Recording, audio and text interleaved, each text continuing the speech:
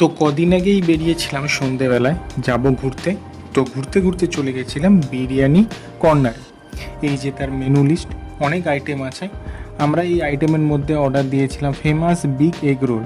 সাইডে কাউন্টার আছে, ওখানে অর্ডার দিতে হয়। তারই সঙ্গে এই বড় তাওয়ায় এগ রোল তৈরি হচ্ছে। বেশ কিছুক্ষণ অপেক্ষার পর এগ রোল হাতে পাই। বেশ খানিকটা বড়, কিন্তু অন্য এগ রোলের মতো অত মোটা নয়। মানে কস্ট একই, কিন্তু সাইজটা বড়। কিন্তু তার সঙ্গে খেতেও ভালো, আমারও ভালো লেগেছিল।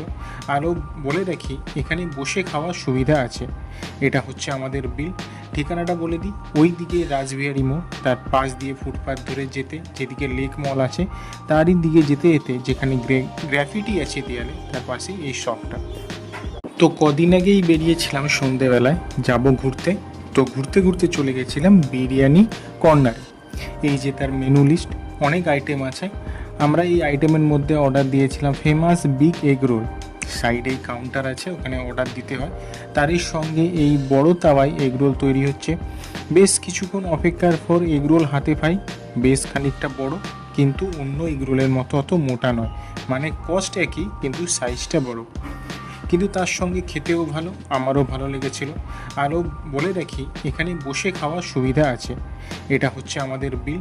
ঠিকানাটা বলে দিই, ওই দিকে রাসবিহারী মোড়, তার পাশ দিয়ে ফুটপাথ ধরে যেতে যেদিকে লেক মল আছে, তারই দিকে যেতে যেতে যেখানে গ্রাফিটি আছে দেয়ালে, তার পাশেই এই শপটা।